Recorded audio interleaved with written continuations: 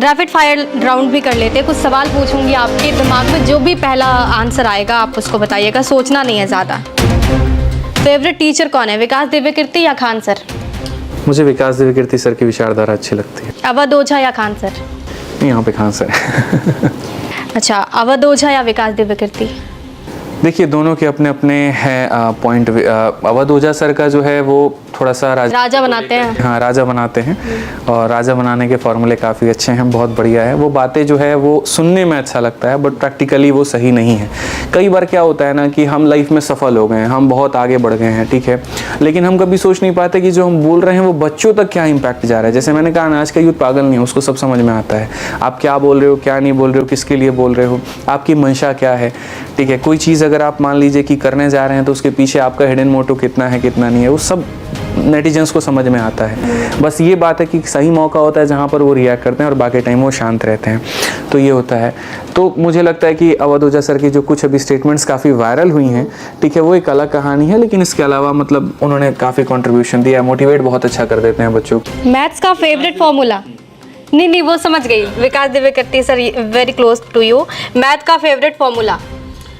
Maths का favourite formula फार्मूले तो कई सारे, सभी हमारा फार्मूला बुक ही हमारा फेवरेट फार्मूला है। कुछ आपने बनाया हो? नहीं है, फार्मूला हम कैसे बना सकते हैं, जो होता है वो बनाना होता है, पढ़ाना होता है बस। अच्छा, अगर आप शिक्षक नहीं होते गणित के तो क्या होते?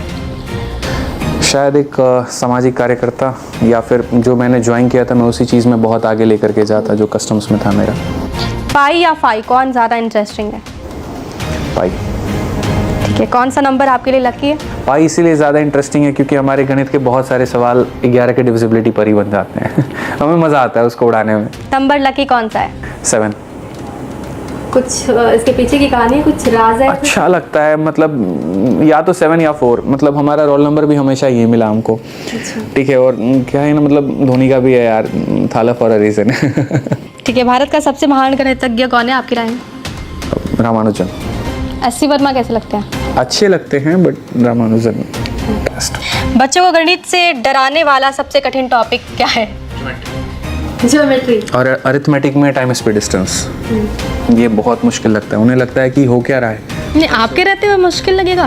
नहीं, बच्चों को आपने कहा ना, मैं ये नहीं कहा, आपने उसमें ऐड नहीं किया कि आपके रहते, मेरे रहते तो कोई चीज़ मुश्किल नहीं है, क्योंकि सब सॉल्यूशन आपके पास। कैसे हो गया ये? आप कहते हो कि आपका इंटरेस्ट उतना नहीं था, मैथ था, लेकिन पहले आप इंग्लिश के टीचर थे, अचानक से मैथ्स कैसे? इंग्लिश के टीचर नहीं थे, इंग्लिश पढ़ाया था, लेकिन जब बच्चों को मैथ्स पढ़ाना मैंने शुरू किया तो उन्हें लगा कि यार ये सोचने का तरीका ऐसा भी हो सकता है, अच्छा ये सवाल ऐसे भी बन सकता है। जैसे मेरे पढ़ाने के तरीके में अगर आप देखेंगे, मैं हर सवाल के 2 मेथड बताता हूँ, एक बेसिक, और ये बेसिक वो होता है जो उनके दिमाग में चल रहा होता है, तो मैं पहले खोल के रख दूंगा सामने कि देखो ये वाला है, हाँ सर यही है, ये हम भी यही सोचे थे। फिर जब हम अपना तरीका वहाँ पर बताते, बोलते अरे यार ये तो सोच ही नहीं थे, ऐसा तो हो ही नहीं सकता, पॉसिबल ही नहीं है। फिर हम बताते कि तुम भी अगर सोचोगे, तुम भी ऐसा चाहोगे तो 10 सेकंड में तुम भी उसको उड़ा सकते हो।